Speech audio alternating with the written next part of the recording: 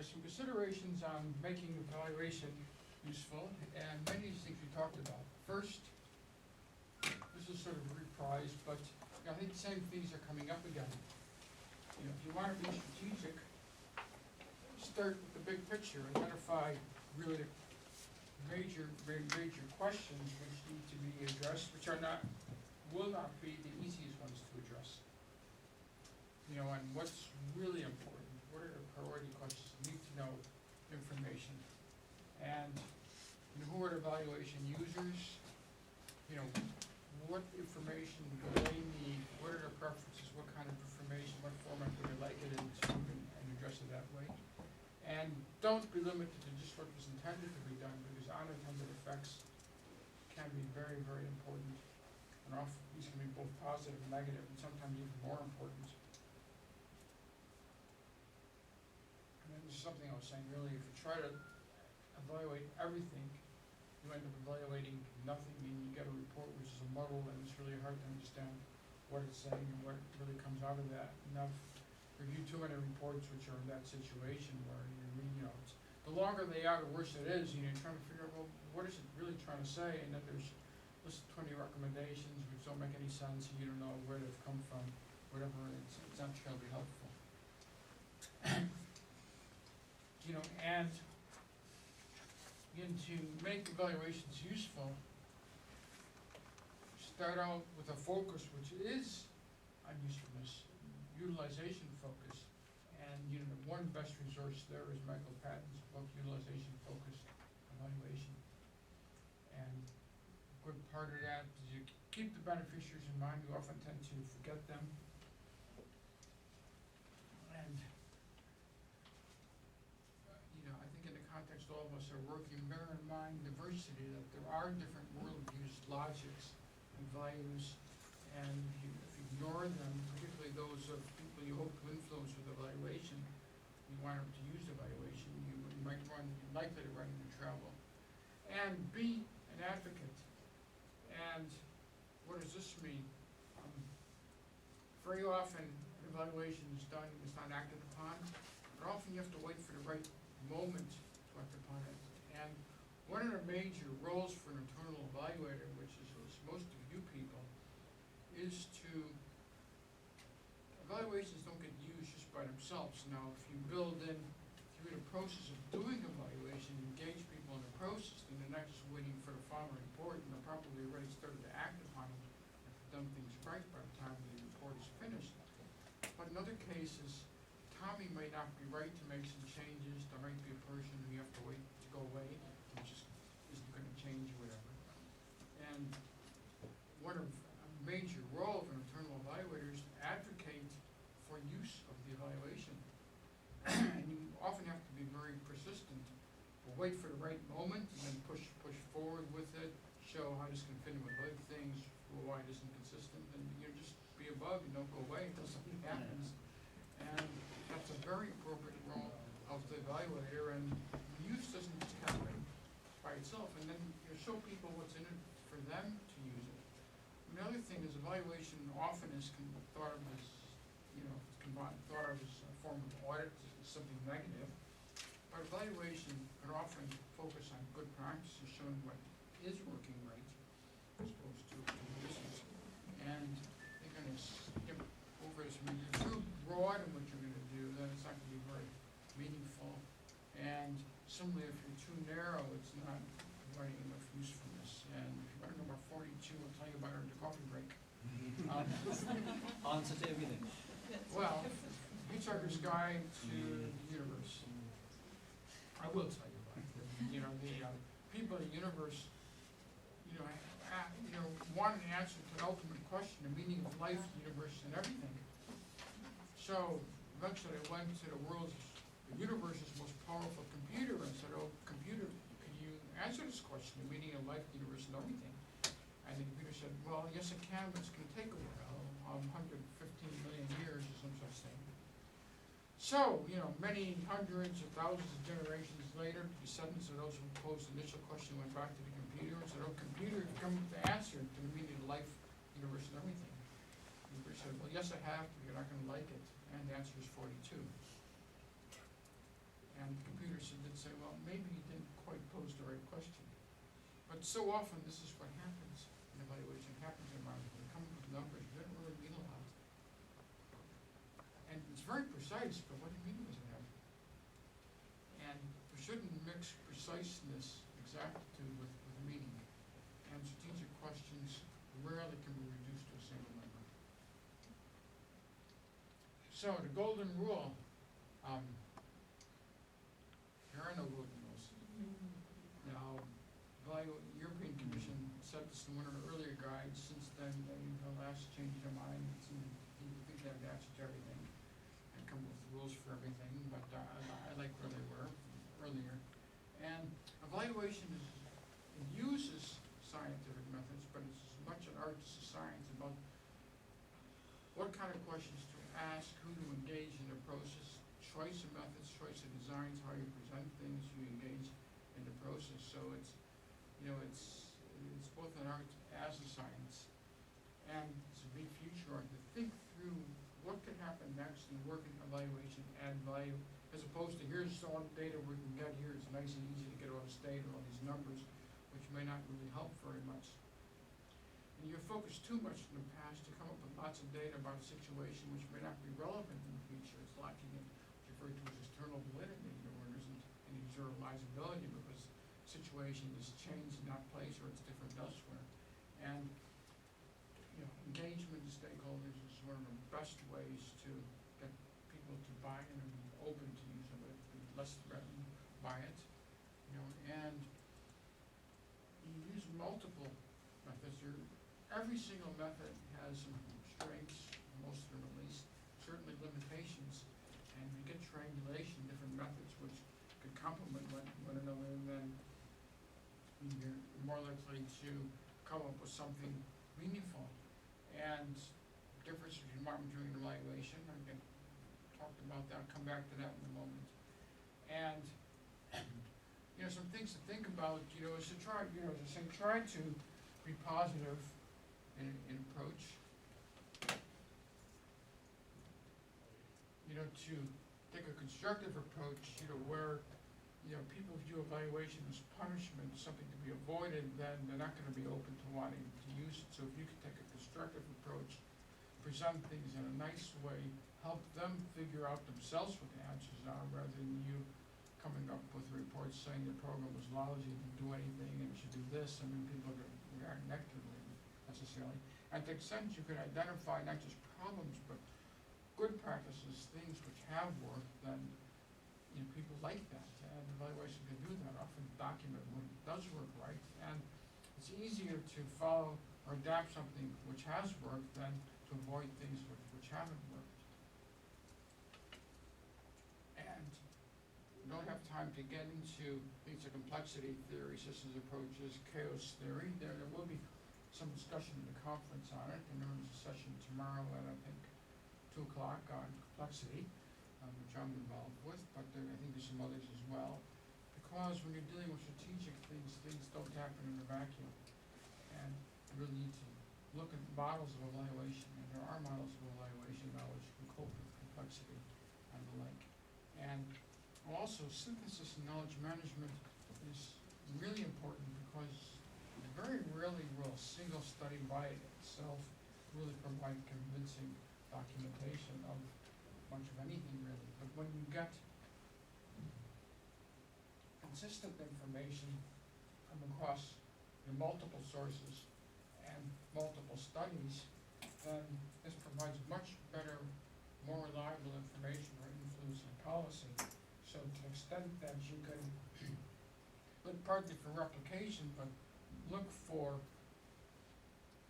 drawing learnings, common themes out of multiple studies in the synthesis, then you have, particularly when you're synthesizing studies which are a bit different in nature, then if you can find some common themes that can apply somewhere else. The knowledge management is, rather than just overwhelm people with data and here's thick evaluation reports, trying to pull out what it really means in terms which makes sense for you. So rather than here's this evaluation report, it's 89 pages plus 371 pages of annexes. Here's what your situation is. Here's 5 lessons learn from this evaluation or from other evaluations which might be relevant to what you're doing. That's why getting people to see an evaluation can be useful. So you translate it into their terms and even sit down and discuss it with them if you can. And the question of attribution or cause, is the results that really follow from that intervention, or maybe it just happened anyway, or in the case of the year 2020 strategy, where things are worse than it started, is that the cause of what the strategy did or in spite of it? And it's an interesting question, and unless you really look at that and build it into design, you don't really know that. So, moving right along to, just briefly, the difference between evaluation and research, which is often confused. Research, the primary objective is long-term knowledge creation. No single study is really sufficient. You do study after study over a course of years. You involve in theory creation, testing, revision. And for evidence, the more evidence you get, the better. With evaluation, it's quite different. First, generally referring to a particular setting or particular type of situation as opposed to just general knowledge creation. You want to generate knowledge for particular types of situations. And you want a practical approach, where research could be off in its clouds. For evaluation, it needs to be practical to result in use. And evidence needs, as I said before, as little as possible to provide sufficient confidence to support meaningful use. Evaluation makes use of research techniques, but it is, but it's not quite the same thing. Is that clear enough? So now, briefly, impact evaluation.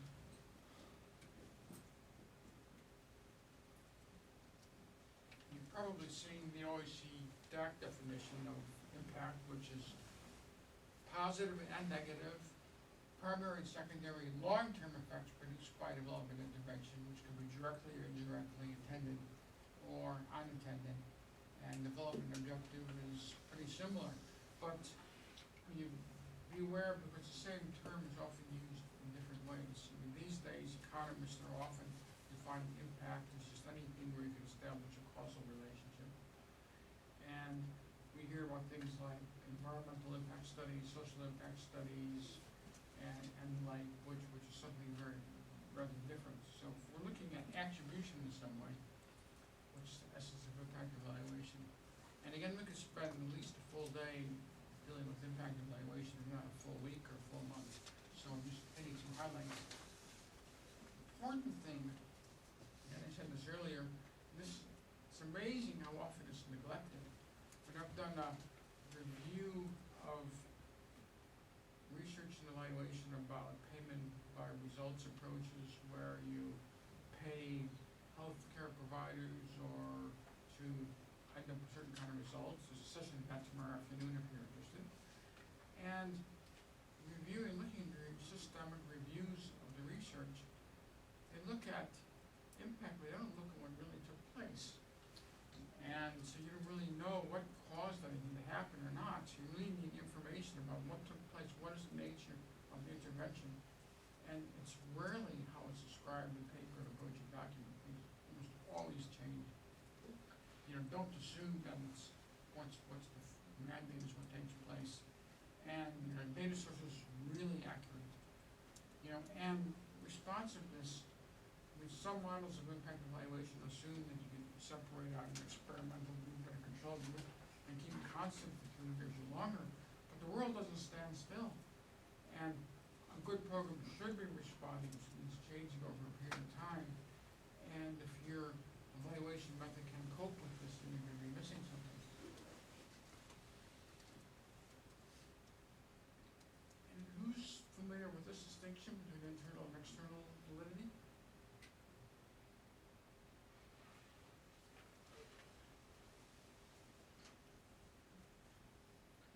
Internal doesn't make sense logically in itself, in the way it puts things together. Yes.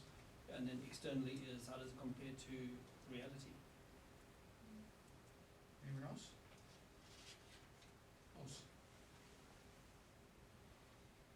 external validity is the intervention within its context and environment, and internal validity, as you said, does the internal logic of the project or program hold? Yeah, so internal validity is, if you're looking at internal validity of an evaluation, does the results it claim to have chosen in that particular situation, does it really bear relationship to what actually happens? External validity refers really to generalizability, so maybe it worked in this particular situation, but the walls were yellow, if you change the walls to green, would it still work? Sometimes it makes a difference actually, or in a different kind of context, or a different setting, or maybe the same setting in a different period of time, where some things have changed. So how can you generalize from that? And you need both. I mean, if it's not internally valid, you have nothing to go on, but if you don't understand something about external validity, a very common situation is to do a pilot, give it lots of resources, lots of attention, you get staff that were committed to it, and amazingly enough things work right. And then you scale up, and what happens? Nothing. It's a completely different situation, and you forget that. And there are some ways of doing that, and realist evaluation is an approach which looks at the interaction of context and mechanisms, and you can identify some transferable theories of configurations where you understand the mechanisms which work, and then you can look at other contexts where the mechanisms might apply as well. And that's a different approach which can be very useful, but unless you have that, then you're not really learning very much from your impact evaluation or what you can do with it. Now, you all know about counterfactual logic, often referred to as secessionist or factual causality, where you have your intervention and then a counterfactual without the intervention, and if everything else remains the same, then ipso facto intervention has to have caused it because nothing else could have. But this is it's sort of a black box method because you really know what's going on, and you're often told this is the only way of doing causality, but in fact there's other ways as well. And physical causality is really what you follow the signature, follow the mechanisms, follow the processes to actually see what's happened. And maybe could I ask you to come up and give me a little demonstration, take part in the little exercise? Well, how about you? Excuse me, I have my line to the parliaments now. Okay. Yeah. You? What am I supposed to do? Just stand up for a moment. Okay. I'm happy to do that. Okay. And come towards me. And what I'd like you to do is push me hard enough so I have to step back, but not so hard that I fall down. How would I know? Well, you figure it out. Okay. Okay, thank you. Why did I step back? Reaction to stabilize. Where's your counterfactual? I mean, you don't need it, you can see what actually took place. This is everyday logic, how we do things. She had an impact on you. Oh yes, but you could see that, you could observe it. You could observe what actually happened, the actual mechanism which caused me to have to step back. You didn't need to have a double-blind situation where in one case it's happened, in another case I was standing here and nothing happened. I mean, I need it because you actually see what happened. And we can do this perhaps in a more sophisticated way by really, what's often referred to as, modus operandi method, following the signature, looking, observing what takes place. And then I'll come back to some more things about that. The other thing is that very often there can be simultaneous or alternative causal strands. So for example, suppose someone is smoking in bed, drops a cigarette, falls asleep, drops a cigarette, and falls on a carpet which is supposed to be inflammable, but it isn't. There's no fire alarm, or the fire alarm doesn't work, the emergency exit is barred, and the place burns down. So what caused the place to burn down? Well, in fact, any one of those factors was necessary, but not in itself sufficient. If the person wasn't smoking, it wouldn't have burned down, the cigarette hadn't fallen, wouldn't have happened if the carpet had worked up to standards, would have been okay. So all these things are necessary, but none was sufficient in and of itself to cause the impact. But there's other ways in which a house could have burned down too. It could have been an electric fire, for example, or someone could have torched it or whatever. So there's other ways in which the same kind of impact can take place. And this is very common. And thinking strategically, you want to think through some of these different kind of causal strands. How can impact occur?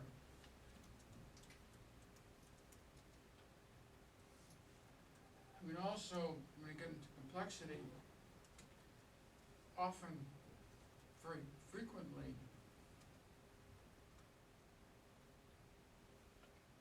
causality isn't linear. In other words, the more you add, the more things change. Sometimes you add things, nothing happens, and all of a sudden you reach a tipping point, and boom, things takes off. You add a little bit of wood to you let a match, and nothing happens. You add a little bit more, and finally, boom, it catches fire. So incrementally, you don't really know when this is going to take place.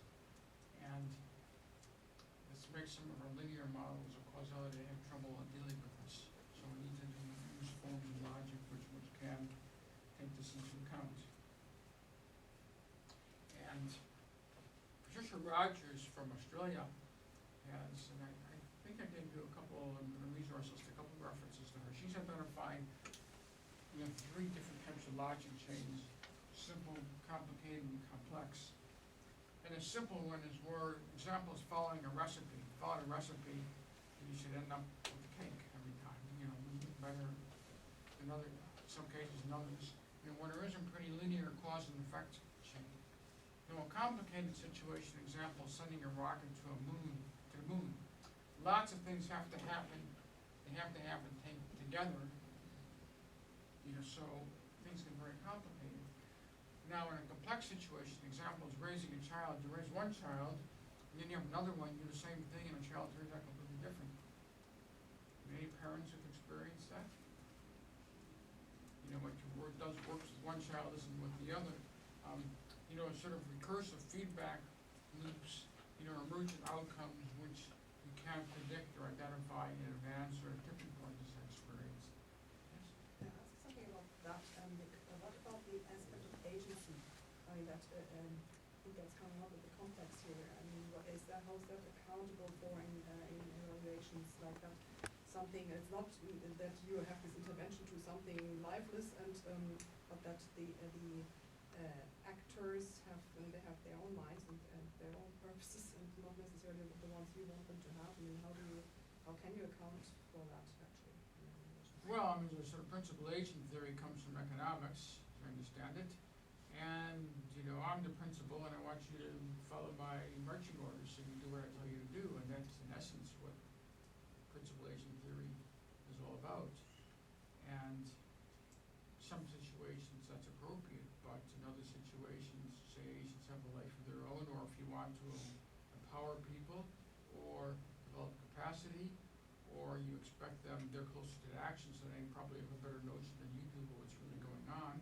You have to give them the authority, you have to delegate to them, and even at the political level, politicians may identify a strategy that expect people to follow, but by the time you get down to the little village, the worker in the little village is going to know a lot more about the needs and situations there than the Minister of Health is ever going to know.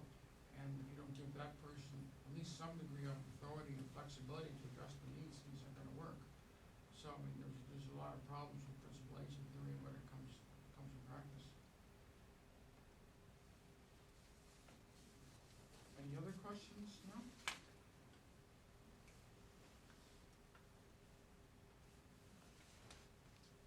Oops. Now, there's various ways of going about it, establishing it. One is, experimental, quasi-experimental approach to RCTs, where you randomization. Another approach, and I'll illustrate this, is eliminate rival plausible hypotheses.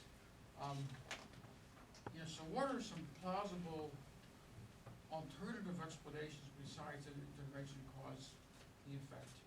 Now, you gotta be plausible, you can't say, well, it goes to relevance, cause child labor to go down or whatever, but there's some other possible explanations, and you can identify these, then what you can do, and you think identify plausible explanations of, the critic in the program, then look for ways of falsifying these, and ruling them out, and focus your evaluation on that. And sometimes it can be very, very simple, some cases maybe not so simple, but you identify these questions, you look for these explicitly, and that way, you could, if there's no other possible explanation, it increases the likelihood that your intervention is actually responsible for what took place.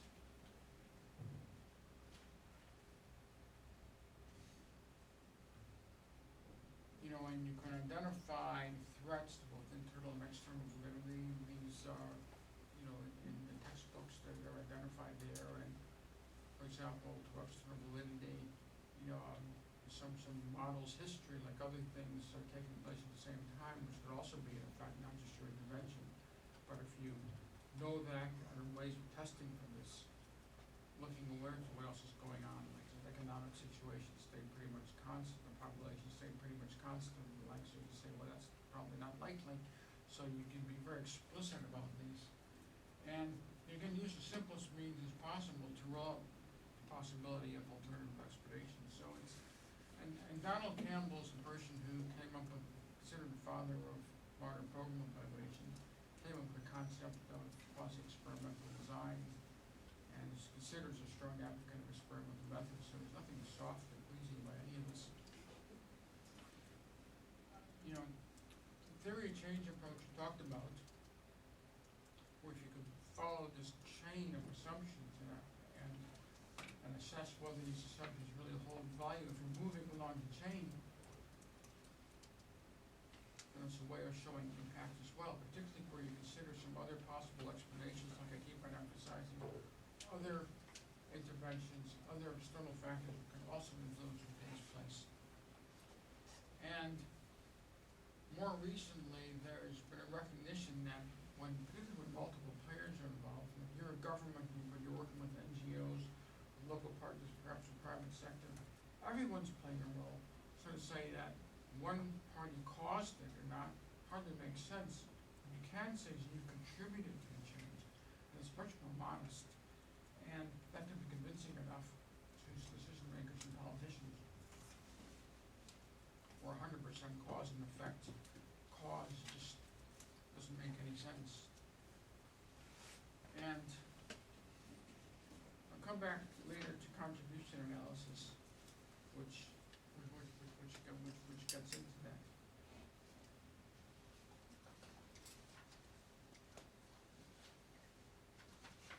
And just some things to think about in impact evaluation. What is credible for whom?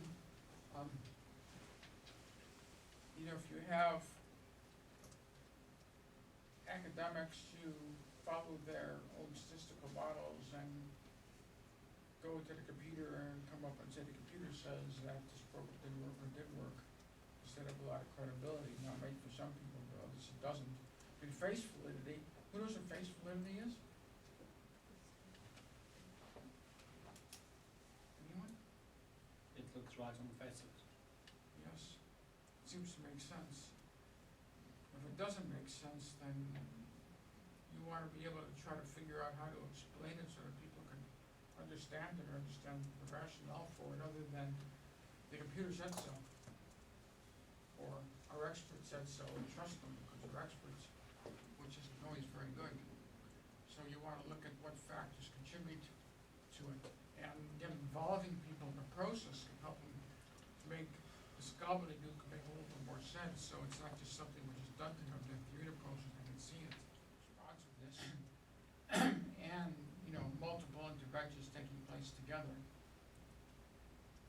And in the time frame, there was an example given by, I forget who recently gave it from the World Bank, that if you want to, what is the trajectory for different kinds of impacts to take place? For example, you plant an acorn, and eventually you should turn it into an oak tree. Well, if you know anything about oak trees, you know they're very slow growing. It's going to take a long time before the acorn is going to look like an oak tree. With all other kinds of trees where next year it already looks like a tree. Now, if you evaluate the growth of that oak tree 1 year after an acorn was planted, you see nothing, it's premature. So as part of your theory of change, try to identify the trajectory. Are there any preliminary indicators that things are in the right direction or not? Because otherwise, you could really cast inappropriate judgment just by not reflecting the time frame it really takes for things to take place. Is that clear enough?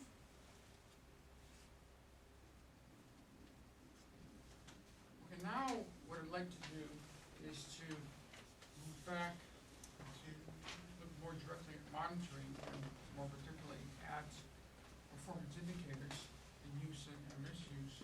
Now, going back to this table, we saw this in the morning, but again,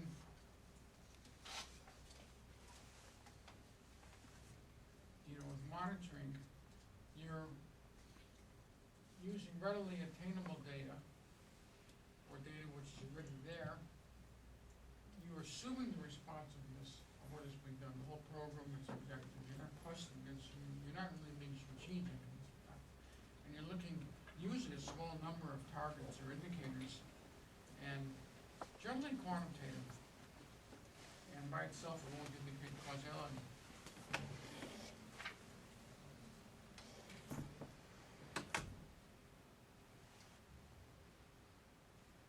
Now, most guidelines specify that monitoring data has to be quantitative. Is that your experience where you are? Qualitative ones as well, can be. Good, such as? The quality of an experience by a participant. But how would you report that data? Would you reduce it to a 5-point scale? Perhaps, or supplement Sure, qualitative okay. information. Good. Yeah, it can be. I mean, often, some nominally involve it, but say, here's report your data in this kind of format, so it's tricky. But I think there's some recognition that your qualitative data can be used. The NGO community is much stronger into this, and you can even have reflective meetings where people discuss what's been taking place. That's a form of monitoring as well. So it can be qualitative, but usually government systems, they like to report numbers or try to reduce qualitative data to a number where you often lose a lot of the richness to this, because I've seen some indicators of quality of service, but you're come up with a quality indicator, but the indicator is as good as assumptions into the scale, which are often rather questionable. So what I'd like to do now is to share with you some thoughts about some of the limitations and potential for misuse of performance indicators. And then we'll come back a bit later and try to pick up the pieces and what can you do appropriately if you are going to use indicators. How can you do so in a way which minimizes some of the downsides and use them appropriately? And first kind of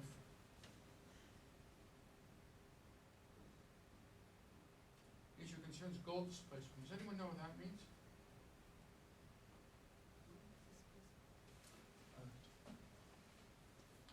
Like teaching to the test? Well, what's that? You start to implement just to reach your indicator or the target that you've set yourself, but Yes. you lose sight of the overall objective and the things that you also have to do in order to achieve them. Those Exactly. ones that are not measured. Yes. So you work towards the indicator rather than what you're really supposed to be doing. I mean, still to this day, probably the classic bad example of this goes back to the Vietnam War, where Robert McNamara came from the Ford Foundation and said, oh, we have to institute private sector practices in government, so he came up with a system called PPPS and wanted to measure the effectiveness of the war in Vietnam. And eventually they came up, they wanted an indicator which couldn't be manipulated, so they came up with the, if the reports of enemy dead was a bit too vague, because people could make up those numbers, so they came up with enemy body count. And the result of that, still to this day, is where there was a little distinction, obvious distinction between a guerrilla war between civilians and soldiers that led to, some massacres of civilians, so you can count the dead bodies. And unfortunate, it isn't atypical. One example, I'm not sure if it's true or not, I was told that under communism, the measure of performance of furniture factories in Poland was measured by the weight that a furniture shipped out, and as a result, Poland has the heaviest furniture in the world. But, and UK has some of the bad examples of this. I mean, there's an example fairly recently where a child who was being abused by a parent and should have been taken care of wasn't and died. And there's a review of what went wrong, and basically the review concluded is that the social workers were so busy doing box ticking, to meet their targets they had to do, that they didn't have the time to really devote more attention to looking after the children. If you had, for example, I guess in the UK, you have waiting lists for people waiting for surgery, and there's a mandated performance financial penalties are put upon the ability to reduce this waiting list. What's the easiest way to reduce the waiting list? Do the operations. Pardon? Do the operations. Do the operation. Have them wait in the ambulance, or they go to a. Well, no, okay, we're dealing with people who need an operation, it's on a waiting list to be scheduled tomorrow, next week, the week after. So if you want to reduce the waiting list, I'm not talking about people in emergency, that's something else, but so if you want to reduce the waiting list of people who are waiting for elective surgery, what are some ways of reducing it? What you do is, you do the surgery which is most complex and most time-consuming and requires the most doctors, or you do those which are simplest and most straightforward. What is the reason of waiting? You don't have enough doctors? What is the reason of waiting? Capacity, doctors, surgical theaters, supplies, whatever. So would you have them perhaps a simpler procedure, so you can have your procedure, reduce your waiting list, but it's not the right procedure for the Exactly, so patient. people who need surgery, like, because they might die if they don't get it, they still stay in the waiting list. Yet people whose problems are trivial, you can treat, quick in and out surgery, so you do that. The waiting list goes down. Or you use tricks like, schedule to have people waiting and all of a sudden cancel it on them or reschedule it at a time when they can't make it, so then they wipe them off the waiting list and start all over again. There's also some tricks you can do there.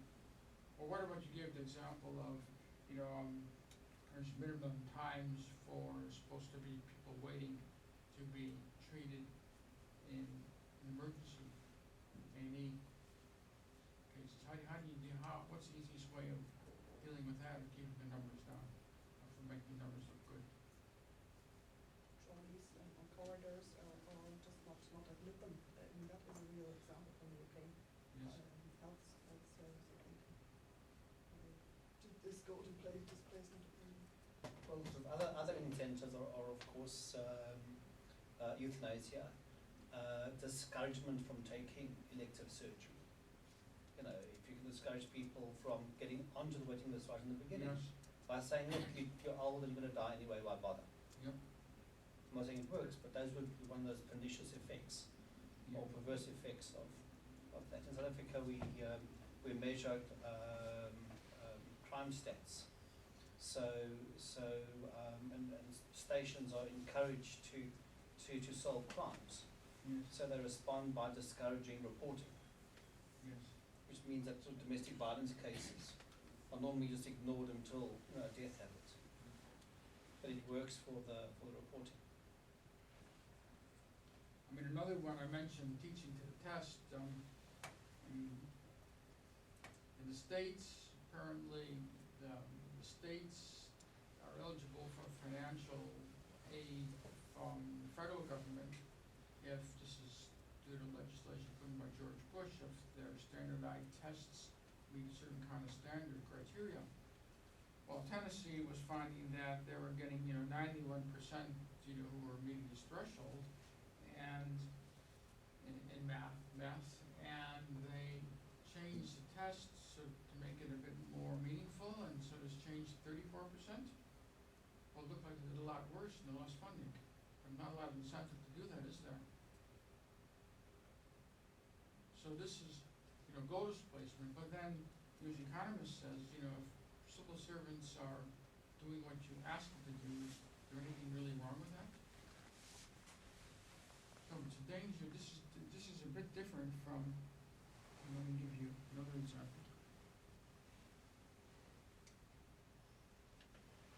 For the 10th year in a row, the employee morale survey says morale is low. Managers' bonuses are linked to these results. You can be sure it'll make big changes to the survey. So, it's a way of focusing on the indicators rather than the purpose of it. And this happens all the time, and particularly when there's consequences placed upon the indicators. Now, anyone familiar with creaming? What does that mean? Creaming. Creaming. Let's see. C-R-E-A-M. It's doing the easy stuff first, Yes, taking the quick ones. yes. So if you had an employment program for youth who are severely disadvantaged, and you want to show a good result, which ones would you be most likely to accept? High intelligence, poor people. Those are most likely the least severe needs, who may not be the ones who need the program most, who you can deal with fastest. So, again, this also happens very often. But, another example of this is, cardiologists, I think in the UK and the US, were being judged and rated on the survival rate of their patients. So what implications would this have for the kind of surgery they would accept? Because, the cases which often are most needed surgery are most tricky, where inevitably some of the patients are going to die. Or discourage the You modules. don't take those studies. Pardon? They will avoid taking those subjects. If their performance is going to be judged based upon, upon the death rate, then there's an active discouragement to do that. Better off taking the ones which are going to be straightforward, so you look better. So, there's just thousands more examples of it. So it's often referred to as gaming, where you just sort of play the game to make the numbers look good. And, when is this most likely to take place?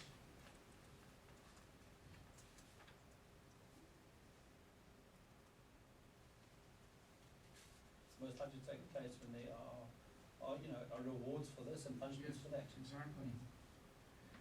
When Gordon Brown was Chancellor in the UK, he said we're going to reward success and punish failure. Well, it's, in the meantime, having all these targets, so, it's almost certain that it's going to take place.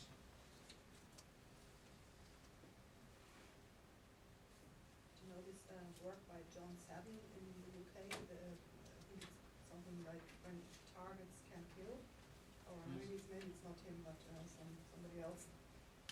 Linked onto the UK, this new public management. Yeah, there's lots of literature on this documenting this, and yet some more and more is taking place, which I'm getting frustrated with. I don't have an answer for it. But, it's naive belief that these numbers actually mean something. Now, next point there is concerns definitions of terms and measures can be interpreted, same term can be interpreted different ways.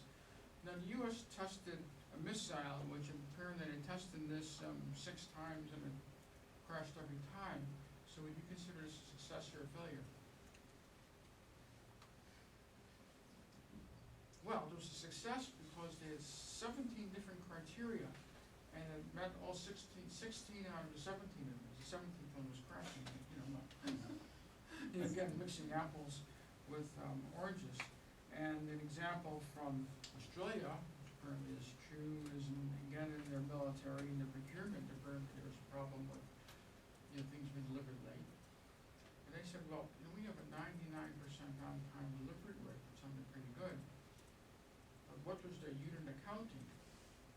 So if they had a box of 100 bolts, 100 screws, that would count this as 100, and one jet engine would also count as one. So if the jet engine was late, and these 100 screws were up in time, it would still be a 99% or 99% plus delivery rate, and doesn't make it very meaningful.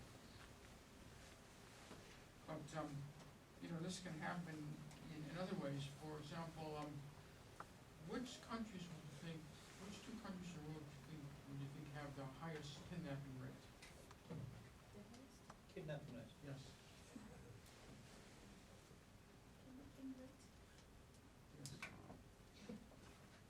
Rate of people being kidnapped. I presume you're talking, sort of Colombia?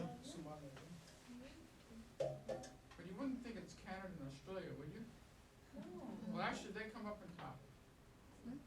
But it's all a matter of definitions, because if you have parents who share joint custody, if a parent is an hour late returning the kid and, the other spouse, which happens sometimes, calls the police, this is counted as kidnapping, and it's compiled that way in the statistics. And this is often a way about how crime statistics can be very misleading, because not all crimes are recorded in different ways, or you compare statistics for crimes and you mix up serious ones with minimal ones. I mean, what does it mean to be a client? Say a client in a mental health service. I mean, how would you count that? Would you count it as every time a person comes to that service, they count as a client? Or, what if that person enrolled in, took part in 3 different services? Would it count as 3 clients or as 1 client? I think it's one. One client? It's almost one. And suppose a person came to for counseling after the sessions went away, case was closed and came back a month later, would it be a different client? I think it's the same thing. The fact is, it can be done, different places do it in different ways for different reasons. I remember it was in Toronto, I tried to look at the number of, services provided to people with mental health problems. It was impossible because every place did it a different way. You might have one center which had 8 different programs, and people who enrolled in 8 programs might be counted as 8 clients or as 1 client, but if they went to 8 different programs, it would be counted as 8. So these numbers are meaningless. They're completely different. You couldn't aggregate them at all. Or what does it mean for someone to be in school?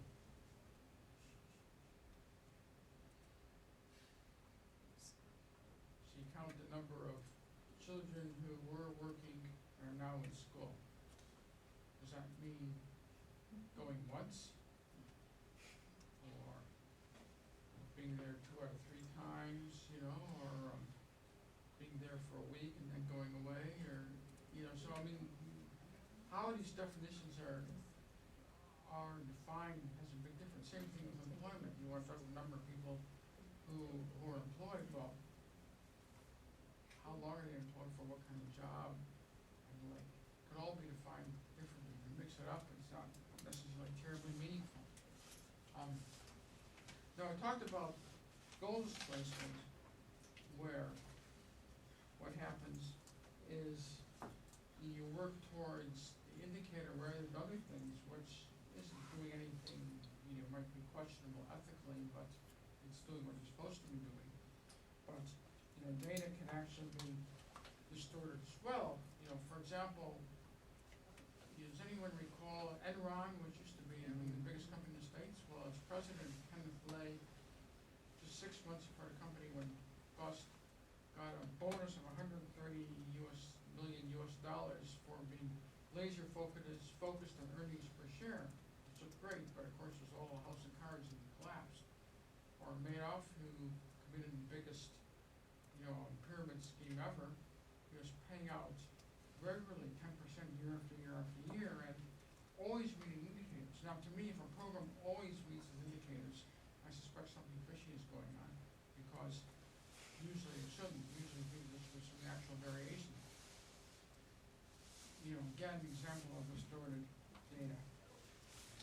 But, it isn't only in situations like that. Sir Joshua Stamp has said that the government is found collecting data, aggregating to 10th degree, using it. What it fails to realize is all these numbers came in the first instance from the night watchman who wrote down what he pleased. And do you think this ever happens? The busy social workers really have the time or really care about the numbers, which many people ask them to do, which you have to do in their spare time, or they do it's just busy paperwork. One adult literacy organization said that the busy literacy workers are, so busy that they just fudge the numbers in these reports because they just don't have time for this, they don't see the value of it. So, it happens all the time. And just, I think last week, I was in the UK last week, something in the paper where there was a private agency which was hired to, and paid in the basis of getting people from welfare into employment. And it turned out that they were distorting some of these figures. These things happen, they happen regularly. So, you see how this is different from goal displacement. They're both playing loose and fast with the numbers, but the former is just focusing on the indicator, but this is actually, really cheating. Now, what about meaningless data, where there's another Dilbert cartoon. Here's a draft of my new objectives. I tried to make them achievable. No matter how stupid my co-workers are, I will not punch a hole in anyone's torso, rip out a vital organ, or keep it in my cubicles and warning to others. I hope she gets those objectives improved. Yes, it's measurable. Well, they are, but what does it really mean? Or, to give some other examples, again, crime statistics where you combine major offenses and trivial offenses, or numbers of jobs, which include people who work for one day, or have permanent jobs, or have part-time jobs, or are self-employed, but self-employed may have been instituting big businesses, or may have actually had no work at all, or no income at all, but they're technically self-employed.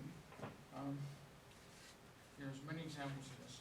Or another example, fairly recent, do you recall, a couple of years ago, there was this major oil spill, BP drill oil rig in the Gulf of Mexico, which is the biggest oil disaster to date. And the company responsible for this drilling was Transocean.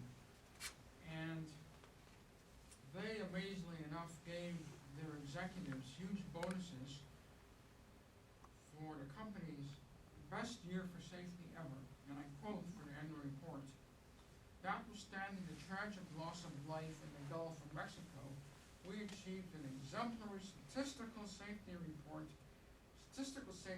is measured by our total recordable incident rate and total potential severity rate."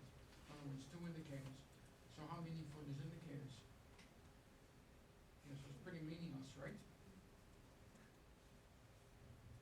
The Economist talks about the global environmental survey, but includes people who might be setting up a high IT firm like Facebook with a street talker, or other people who are bringing no money whatsoever.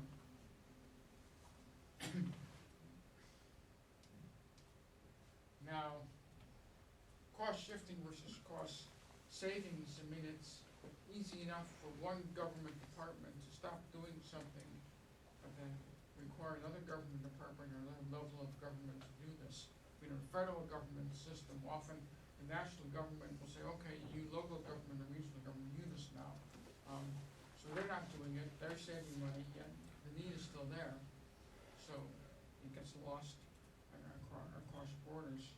Or where does the line stop between humanitarian assistance and an ongoing crisis situation, with refugee camps, for example, from ongoing development, and like the European ECHO,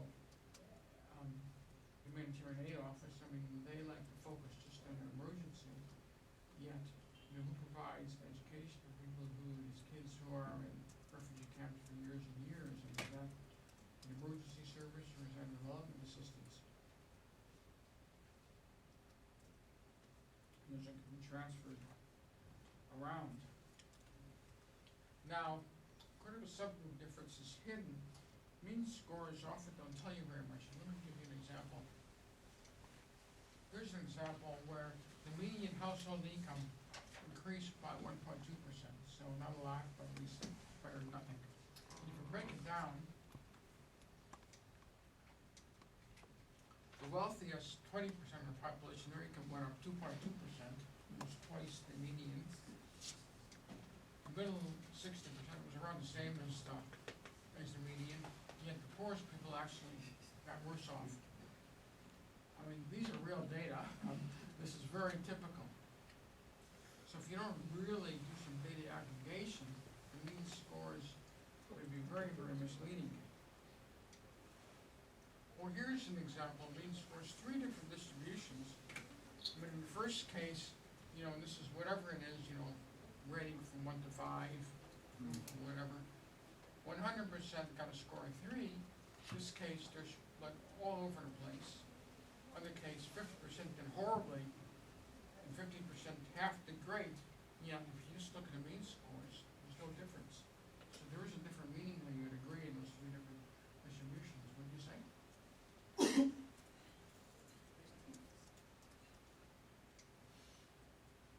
Well, here's another case where most people could be worse off, yet the program can show statistically significant improvement. And here's just 3 examples how this can happen. We have, say, 100 people, improvement scores. In this case, you have 45% of improvement score of 2.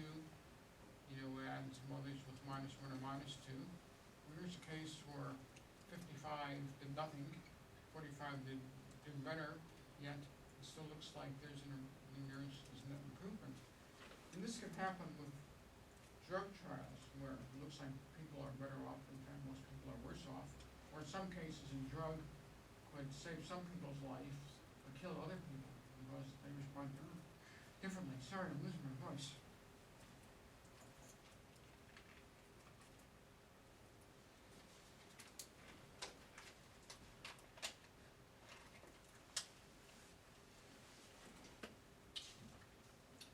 Now this may be a little hard to read. Now here's a case where you have 100 people altogether. 60% are highly satisfied, 40% are not. This distribution, you have all the females who are highly satisfied. You still have 60% who are totally satisfied. Here's the same 60% totally satisfied, yet none of the females are satisfied at all. So unless you disaggregate, you have no idea what these aggregate scores are really meaning. It really hides things. So that's another problem with aggregate indicators. If you break things down too much, things get complicated, and decision makers they want simple numbers. Don't give me 8 numbers, give me 1 number. And it tends to lead to distortion.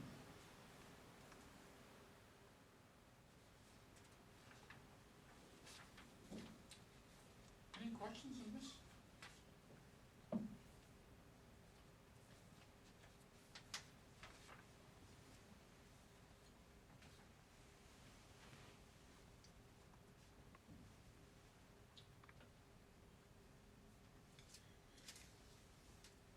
Indicators also tend to assume a linear relationship, and I think we've already discussed this.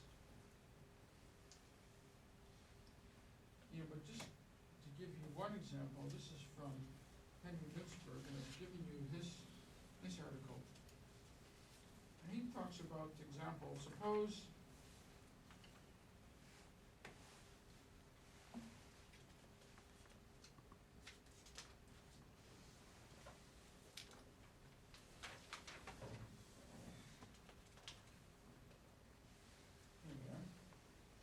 liver surgeon, transplant surgeon, operated 10 patients. 2 died. Of the 8 who survived, One who had had cancer years earlier suffered a recurrence. Another patient's liver began to fail and he needed a second transplant. Of the remaining 6 patients, only 3 were able to resume normal working lives. So what would you say is the success rate of the surgery on these 10 patients? Pardon? They were able to. Resume normal working lives. So you'd say 3? No, that is Pardon? Can't hear you. 30%. 30%? Anyone else? Another number?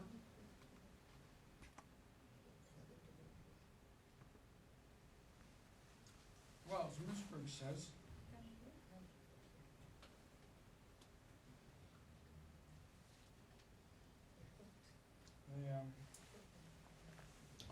the surgeon claimed his success rate is 8 in 10. Indeed, as soon as he replaced a failed liver, he counted 9 and 11.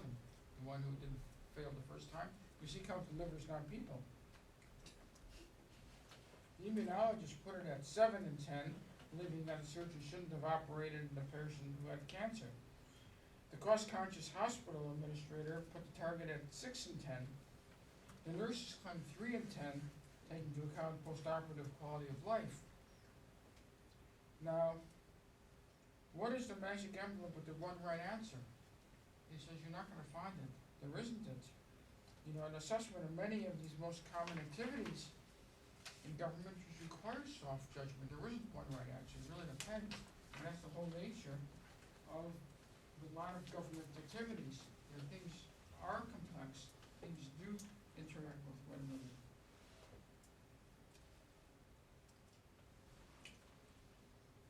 I think I'll talk a bit about objectives and then maybe we'll take a coffee break.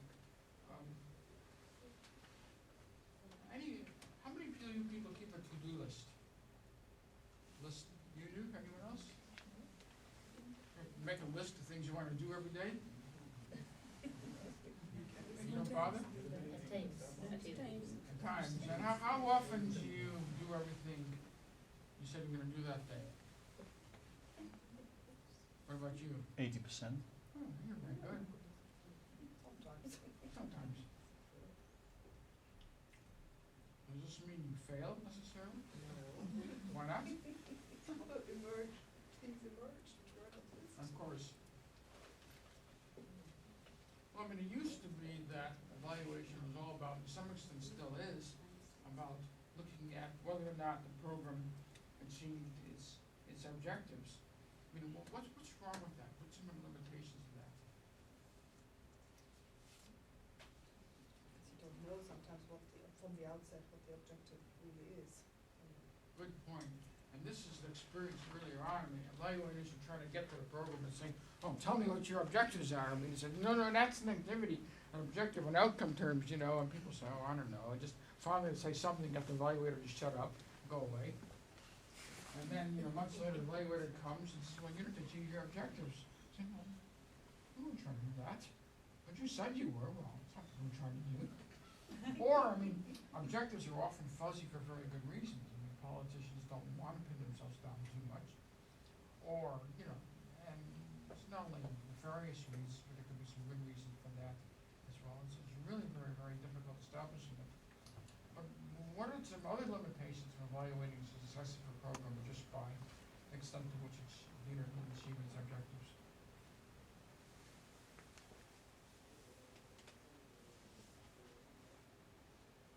The objective may have been overly ambitious, Right. and you achieve it at half, and it's still a good result. It's Yeah. only that the objective was not well formulated. Yes. Anything else?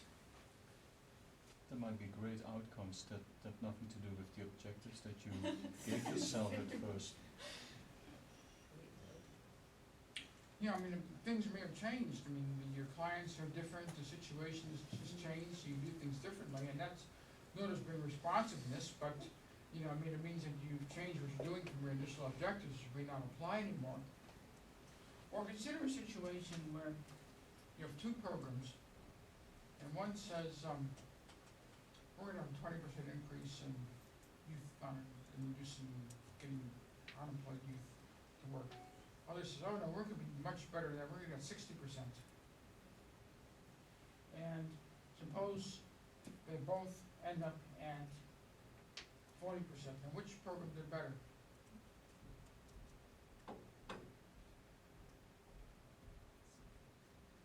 Anyone? One said they're gonna do 20 and ended up doing 40, 100% increase. Other was gonna do 60%, only ended up at 40, so that's, a third drop. So which program did better? Pardon? Not much enough information. Depends on the resource use as well. But they both achieved identical results. Everything is open. Under different goals. But very often, some people are naturally many really, I'd say probably most enthusiastic program workers are very enthusiastic, very positive, very ambitious. And, when it comes to reality, you can't do quite as much as they're saying. And should they be penalized against someone who is playing the game and say, well, I just put down a number which I know is easy to make? Both achieved exactly the same thing, so the target wasn't very meaningful. What was the cost of the live? Suppose it was the same. They're both. The unit cost of delivery was the same. Yeah. Well, and one waste opportunities. Both of them committed, sort of an error. Both deviated what could have been done. You shouldn't reward someone for gaming, nor should you encourage someone else for overstating. But how do you know what is a reasonable target? It's the question I was raising this morning. If you really have no idea what's possible to come up with, and if one person pulls out a number of 20, another number is 60, and neither of them are, as it turns out, realistic. Well, then neither project was properly planned, and both of them would have probably preferred a pilot to establish what was reasonable to begin with. Otherwise, the project is too much in the hands of people on the ground, and the chances of being successful are low. Yeah, but if you're engaged in a routine activity, say processing passports, you know roughly how long. Some passports are more complicated than others to process. I have no idea how the process works, but I know that. But generally speaking, you could come up with that it should take X number of hours or minutes or whatever to go through the whole procedure. And you can look at how many you did last year, and you could say, well, we can introduce some efficiencies here, so maybe we could have a 10% increase in productivity. If you're dealing with something which is not so routine, where there's no track record whatsoever to base upon, what kind of basis do you have for coming with that? If it's a new program, to say we should pilot it first, but then there's no waste opportunity. Or pilots are sometimes encouraged to come up with targets too. How meaningful is it? Or consider the program with 20% target ended up with 30%, which is a 50% increase. The program which said they're going to do 60%, achieve 50%, which is, a 17% drop. Yet, almost twice as good as other project. Which did better? Really must have information, because it's missing a dimension of quality. You can do more. For example, if it's a feeding program, if you've got 10 food parcels, you can feed 20 by giving them half of what they need. So on the quantitative scale, it looks like you've done double. But actually, you've got 20 children who are just starving or slowly. So to just present the number of people processed without saying how much did they get of what they needed, you're not giving enough information to evaluate. Well, that's going back to the, performance. that's an excellent point, and that's going back more to the case of goal displacement, where, looking at quantity rather than quality, where you just want to say you're treating as many people as possible, you give them minimal treatment rather sufficient Go back treatment. to your visa example. You can process twice as many people's visas by closing your eyes to the fact that they are illegal aliens, or et cetera, et cetera.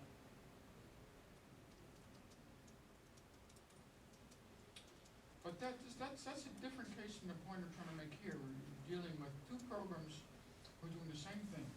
And let's say that they're using the same definitions, providing the same service. Only difference is the target they initially set for themselves. And because you don't know what was the right target, the risk is that the people who will be measured are the people who generated the targets. And that's a trouble, separation of powers. You don't let the person being monitored decide what their target is. Because they'll either be arrogant or they'll be humble. Too much, too low, or too high. The danger is giving the people the chance to mark themselves, because that encourages gaming behavior. Because you don't know what a fair target was. You don't know what scenario you're dealing with. And you don't, unless you have a track record though, you have no way of knowing what should be an appropriate target. So, it's not a very meaningful comparison just to compare it to what you set up with. I think that's the point I'm trying to make, and people have trouble with this concept.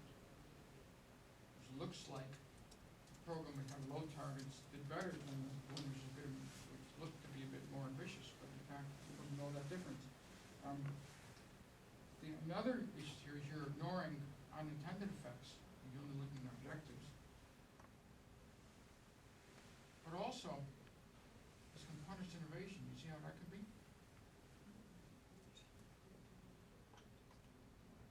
And I'm just looking at our recent evaluations. We've been doing some quality assessment of ILO evaluations, and one of them pointed out that the log frame which was used, in order to be able to meet the indicators there, this discouraged programs from being innovative, because then they might not meet their indicators, their targets. So there's a lot of problems with just looking at program initial objectives as a basis for evaluation. Now, I'm not saying these are completely irrelevant,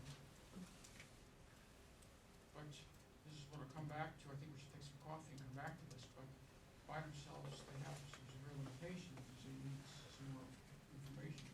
So it's 3:45, so let's go get some coffee and be back